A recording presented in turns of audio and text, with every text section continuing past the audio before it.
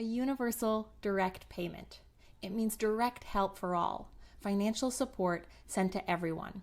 In other words, a check or direct deposit to every single person. And for people who don't need it, we can readjust next year at tax time.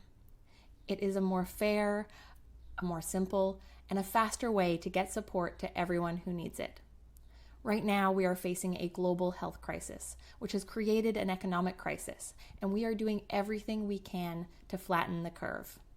Some people are able to work from home, but many people are out of work or have lost the majority of their work, with bills piling up.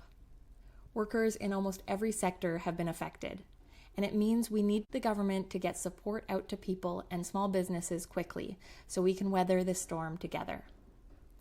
The federal government has put out a program, CERB, the Canada Emergency Response Benefit. This program has had millions of Canadians apply, and for those who are eligible, $2,000 will make a real difference. The difficulty is that about a third of people who need support aren't eligible. Just a few examples of people who aren't eligible. Take Susanna, who has 3 jobs. The majority of her income comes from her maintenance job.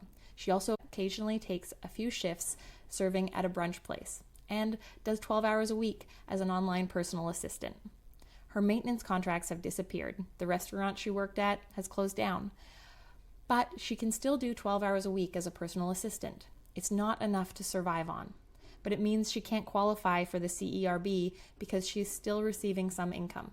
Similarly, Anna, who had 4 cleaning contracts that covered her costs, 3 of them were canceled, but one of them still needs her. If she quits, she isn't eligible. But one contract doesn't give her enough to cover her rent, never mind other necessities. And so many students and recent graduates have spoken out that they also are being left behind. For graduates who have been looking for work, or students who were planning on looking for work but didn't make $5,000 last year, CERB doesn't cover them. I heard from Miranda last week, who is a single mom who was in full-time studies last year, so didn't make $5,000. She recently got a job, but she's now home because her childcare isn't available during the pandemic. Expanding the Canada Summer Jobs program won't help Miranda, and she's worried about how she's going to pay for rent and food. I also spoke to a few people who are pregnant, and they told me they're working but worried about exposing themselves, or people who have immunocompromised family members who they want to protect. They have heard that they won't be eligible if they quit their jobs unless they've gotten sick themselves or are caring for someone who's sick, but they don't want to put themselves or their loved ones at risk. Gary and Martha are seniors who didn't make $5,000 last year, but they are seeing their cost of living rise with the need to get food delivered. They have to do more frequent pickups of prescriptions with extra charges, but they also are living on a fixed income and they don't have any extra support. Then there's Jeremy. Jeremy worked briefly for a startup that went under in December, and he's been job hunting, but it can often take a few months to find the right job.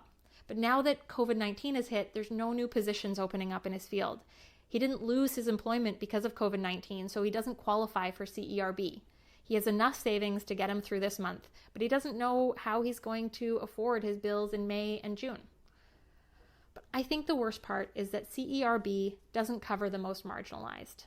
For example, Aya was homeless last year. After she aged out of care, she struggled for a few years, but she had just started getting back on her feet. She even applied for a few positions at retail stores around town, but now everything is closed and she is still without stable housing. Part-time caregivers are also currently ineligible, even though they are on the front lines of this crisis. Families are struggling. They are worried about how they're going to get through this, and they are running out of time. They can't afford to wait for the program to be fixed. That's why a universal direct payment makes so much sense.